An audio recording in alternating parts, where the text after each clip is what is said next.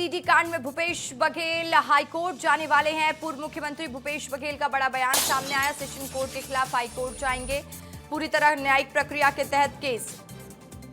छत्तीसगढ़ की बहुचर्चित sex CD कांड मामले में कांग्रेस अब हाईकोर्ट का दरवाजा खटखटाएगी। पूर्व मुख्यमंत्री भूपेश बघेल ने साफ किया है कि रायपुर सेशन कोर्ट के हालिया फैसले के खिलाफ कांग्रेस हाईकोर्ट में अपील करेगी। भूपेश बघेल ने कहा कि ये मामला पूरी तरह न्यायिक प्रक्रिया के तहत चल रहा है। उन्होंने बताया कि उन्हें पहले ही इस केस से डिस्चार्ज किया जा चुका था, लेकिन अब सीबीआई ने सेशन कोर्ट में दोबारा अपील की है। वहीं कल मुख्यमंत्री विष्णुदेव साय ने कहा था दोषियों को सजा मिलेगी। न्यायालयीन प्रक्रिया है। अब हमारे सीबीआई ने अपील की थी सेशन कोर्ट में, क्योंकि ट्रायल कोर्ट में चार्जशीट जब फ्रेम करना था तो मुझे डिस्चार्ज कर दिया गया था।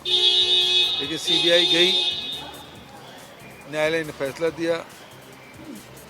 अब उसके फैसले के विरोध में हम लोग हाई कोर्ट जाएंगे। देखिए, पिछली कांग्रेस की 5 साल की सरकार में अनेकों स्कैम हुए। आबकारी, कोयला, डीएमए, महादेव सट्टा और सबकी जांच कहीं केंद्र की एजेंसी, कहीं स्टेट की एजेंसी कर रही है। और सीडी कांड में पूर्व मुख्यमंत्री जी का भी नाम है, वो भी अभी जांच की प्रक्रिया में है। तो जांच के दायरे में जो भी आएंगे पूछताछ होगी और अपराध सिद्ध होने पर वो दंडित भी होंगे।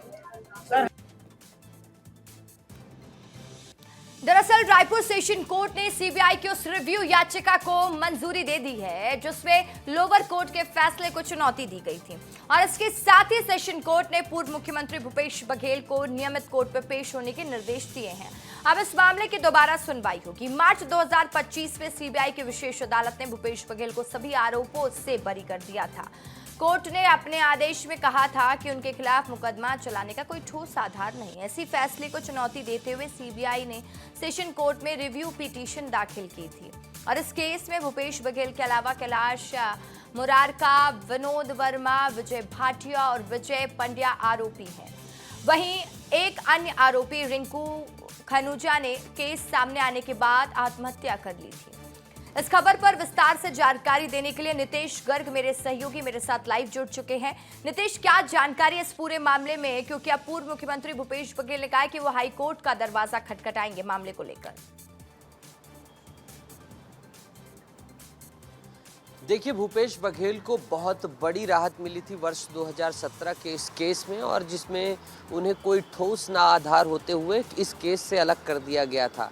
लेकिन उसके बाद सीबीआई रिव्यू पिटीशन लेकर पहुंची सेशन कोर्ट, और रिव्यू पिटीशन दायर करने के बाद जो है सेशन कोर्ट ने उन्हें फिर से उपस्थित होने की बात कह दी, और कहीं ना कहीं फिर से उन्हें केस में इन्वॉल्व कर लिया गया। तो इस तरीके से ये एक राहत के बाद बड़ा झटका था, और इसी को लेकर भूपेश बघेल ने कहा है कि चूंकि न्यायालय का मामला है, इसलिए अब हम हाई कोर्ट में लड़ाई लड़ेंगे। यानी भूपेश बघेल पूरी तरीके से अब हाई कोर्ट में लड़ाई लड़ने के लिए तैयार हो गए हैं, और आने वाले समय में जो तथ्य तर्क यहाँ लोअर कोर्ट में जब उन्हें अलग किया गया था कोई ठोस न आधार होने का, उसी तथ्यों और तर्कों के आधार पर हाई कोर्ट में भी लड़ाई देखी जाएगी, जहाँ पर उनकी तमाम भूमिका को लेकर ना होने का लेकर जो है हवाला दिया जाएगा, और फिर जो है कहीं ना कहीं इस फैसले से जो उन्हें पहले राहत मिली थी लोअर कोर्ट से, उसी राहत को लेने की जो है कोशिश की जाएगी।